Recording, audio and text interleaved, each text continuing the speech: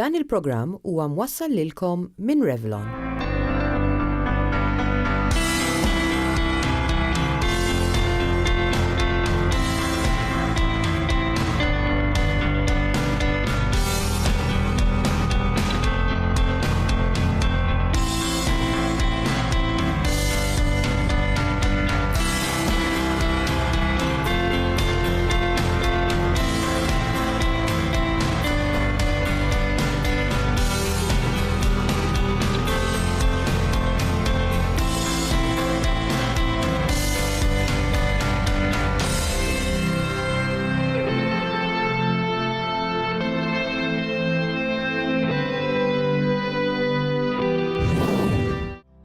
Xi kultant jibda jaqbadni ħafna ħakk u l-ġilda jista' tibjat.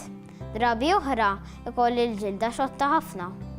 Jien se nibqa' dejjem hekk jew il-problema titlaq meta nikber. Jiddependi fuq ħafna affarijiet, ħafna drabi jekk tkun ekżema, dika hemm tipi li huma relatati mal-infanzja, ġifieri toħroġ ftit wara t-twelid u din ħafna drabi tissolvi ruħha wara ftit snin. Però hemm tip ta' ekżema oħra illi tista' tkun parti minn kundizzjonijiet oħrajn bħal hay fever u asma u dawn jistgħu jkomplu anki iktar fit-tard tal-ħajja dak li jkun. Meta nitkellmu fuq l-ekżema, din titfaċċa l-aktar wara l-irkoppa, mal-minkeb u wara l-widna.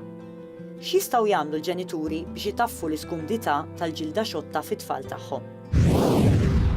Illum hawn ħafna prodotti varji, hemm shampoos u prodotti tal-ħasil li jkun fihom iż-żejt u dawn ovvjament nistgħu nżiduhom mal-ilma li jinħafslu bih it-tfal u dan jista' jgħin. Kif ukoll prodotti ta' krema, emollients li nistgħu napplikaw iktar minn darba kuljum jiddependi fuq kemm hi kbira problema. Min barra l-ġilda xotta jista' jkun hemm okkażjonijiet oħra fejn jitfaċċa raxx fuq il-ġisem tat-tarbija jew tat-tfal. X'tipi oħra ta' kundizzjonijiet tal-ġilda huma l-aktar komuni fost it-tfal?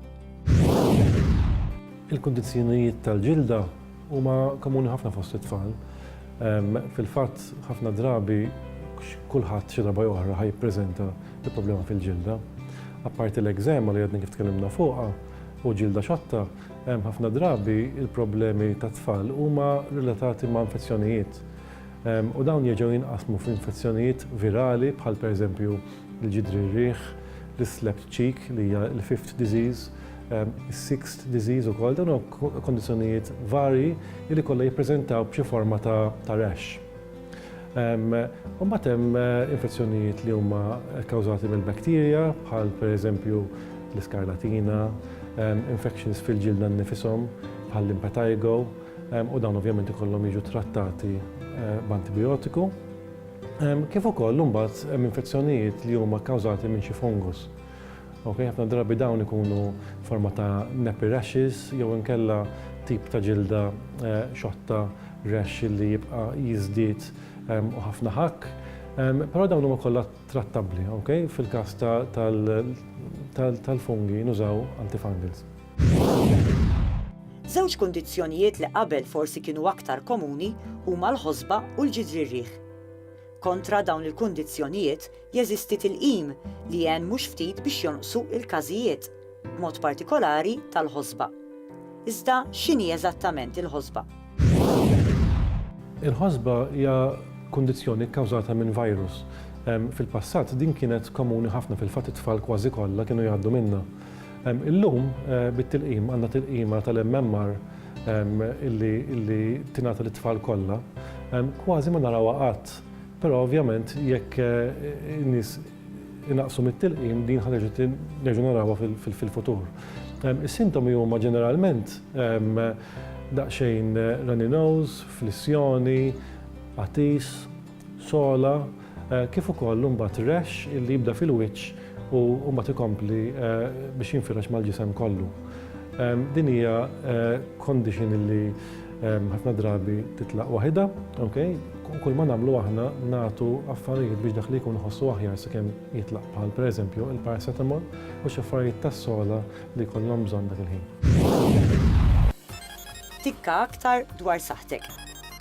Meta mara ssir taf li jitqila, importanti li mill-ewwel tibda tagħti każ ta' saħħitha, kif ukoll ta' saħħet it-tarbija. Għalhekk importanti li sa mill-ewwel ġimgħat ta' tqala il-mara tmur għal vista medika, ħalli bekk it-tabib jibda jsegwi l-iżvilupp ta' tqala u jara li t-tarbija qed tikber fil-ġuf kif suppost. It-tarbija qed tiżviluppa kif suppost. L-omm m'għandix xi problemi ta' saħħa li jistgħu jtelfu tqala. Il-problemi li seta' kien hemm waqt tqala oħra jew waqt il-ħlas ta' tarbija oħra ikunu evitati. Jekk ikun hemm xi infezzjonijiet, dawn jiġu kurati mill-ewwel. Minbarra dawn il-visti u rakkomandat li kemm l-omm kif ukoll il-missier jattendu għal korsijiet dwar it-tqala, dwar il-ħlas kif ukoll dwar kif tieħu ħsieb tarbija ta' twelid. Dawn il-korsijiet huma offruti b'xejn mill-isptar. Tikka aktar dwar saħħtek għada.